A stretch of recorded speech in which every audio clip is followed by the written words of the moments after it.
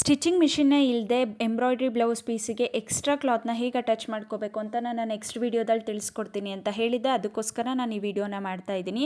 ಇದು day 9 of 100 embroidery tips ಆಗಿರುತ್ತೆ. ನಾನಿಲ್ಲಿ ಅದಕ್ಕೋಸ್ಕರ ಅಮೆಝಾನಿಂದ ಒಂದು ಪ್ರಾಡಕ್ಟ್ನ ಬೈ ಮಾಡಿದ್ದೀನಿ. ಇದು portable and cordless handy stitch machine ಅಂತ ಕರಿತೀವಿ.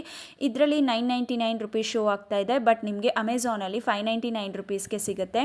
ಇದರಲ್ಲಿ ನಾವು ಎಕ್ಸ್ಟ್ರಾ ಕ್ಲಾತ್ನ ಈಸಿಯಾಗಿ ಬ್ಲೌಸ್ ಪೀಸ್ಗೆ ಅಟ್ಯಾಚ್ ಮಾಡ್ಕೋಬೋದು. ಯಾವುದೇ ಆದಂಥ ಮೆಷಿನ್ ಮೇಲೆ ಕೂತು ಮತ್ತೆ ಸ್ಟಿಚ್ ಮಾಡಬೇಕು ಅಥವಾ ಟೈಲರ್ ಹತ್ರ ಹೋಗಿ ಸ್ಟಿಚ್ ಮಾಡಿಸ್ಕೊಂಡು ಬರಬೇಕು ಅನ್ನೋದೇನೂ ಇರಲ್ಲ.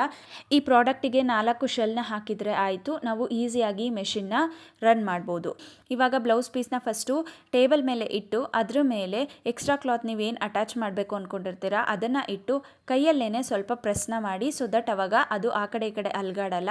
ಈ ಥರ ನಾವು ಇದನ್ನು ನೀಟಾಗಿ ಒಂದು ಟೇಬಲ್ ಮೇಲೆ ಇಟ್ಕೊಂಡು ವರ್ಕ್ ಮಾಡೋದ್ರಿಂದ ಬ್ಲೌಸ್ ಪೀಸ್ ಆ ಕಡೆ ಈ ಕಡೆ ಆಗಲ್ಲ. ನೀವು ನೆಲದ ಮೇಲೆ ಇಟ್ಕೊಂಡು ಕೂಡ ಈ ಥರ ಸ್ಟಿಚ್ನ ಮಾಡ್ಬೋದು. ಈ ಥರ ಫಸ್ಟು 2 ಕ್ಲಾತ್ನ ಒಂದ್ರ ಮೇಲೆ ಒಂದಿಟ್ಟು ಈ ಮೆಷಿನಲ್ಲಿ ನಮಗೆ ಮುಂದೆ ಒಂಥರ ಕ್ಲಿಪ್ ಟೈಪ್ ಕೊಟ್ಟಿರ್ತಾರೆ, ಅದನ್ನ ಈ ಥರ ಮೇಲ್ಗಡೆ ಎತ್ತಿ ಇದ್ರ ಮಧ್ಯೆ ನಾವು 2 ಕ್ಲಾತ್ನ ಸಿಕ್ಕಿಸ್ಬೇಕು, ಸೊ ದಟ್ ನಾವು ವರ್ಕ್ ಮಾಡಬೇಕಾದ್ರೆ ಈಸಿ ಆಗುತ್ತೆ. ಈ ಥರ ನಮಗೇನು ಹಿಂದೆ ಸ್ವಿಚ್ ಕೊಟ್ಟಿರ್ತಾರೆ ಅಂದರೆ ಬಟನ್ ಕೊಟ್ಟಿರ್ತಾರೆ, ಮೆಷಿನಲ್ಲಿರೋ ಆ ಬಟನ್ನ ಪ್ರೆಸ್ ಮಾಡಿದರೆ ಇದು ಈಸಿಯಾಗಿ ಈ ಥರ ಸ್ಟಿಚ್ ಮಾಡ್ಕೊಂಡು ಹೋಗುತ್ತೆ. ಮಧ್ಯದಲ್ಲಿ ಥ್ರೆಡ್ ಕಟ್ಟಾಗೋದಾಗಿರ್ಬೋದು ಅಥವಾ ದಾರ ಬಿಟ್ಕೊಳ್ಳೋದಾಗಿರ್ಬೋದು ಏನೂ ಆಗಲ್ಲ.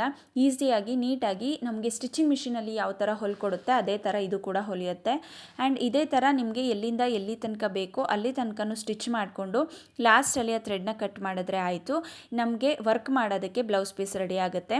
ನಾನಿಲ್ಲಿ ರಿಂಗ್ಗೆ ಕೂಡ ಅಟ್ಯಾಚ್ ಮಾಡಿ ತೋರಿಸ್ತಾ ಇದ್ದೀನಿ. ರಿಂಗ್ಗೆ ತುಂಬಾ ಟೈಟಾಗಿ ನಾವು ಇದನ್ನು ಕ್ಲಾತ್ನ ಫಿಟ್ ಮಾಡ್ಕೋಬೋದು.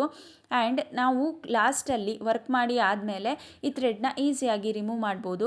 ಲಾಸ್ಟಲ್ಲಿ ನಮಗೇನು ಥ್ರೆಡ್ ಮಿಕ್ಕಿರುತ್ತೆ ಅದನ್ನು ಈ ಥರ ಎಳಿತಾ ಬಂದರೆ ಈಸಿಯಾಗಿ ರಿಮೂವ್ ಆಗುತ್ತೆ. ಸೊ ನಿಮಗೂ ಏನಾದರೂ ಈ ಪ್ರಾಡಕ್ಟ್ ಲಿಂಕ್ ಬೇಕಿತ್ತಂದರೆ ನನಗೆ ಕಮೆಂಟ್ ಸೆಕ್ಷನಲ್ಲಿ ಲಿಂಕ್ ಅಂತ ಕಮೆಂಟ್ ಮಾಡಿ, ನಾನು ನಿಮಗೆ ಡೈರೆಕ್ಟಾಗಿ ಕಳಿಸ್ಕೊಡ್ತೀನಿ. Thank you.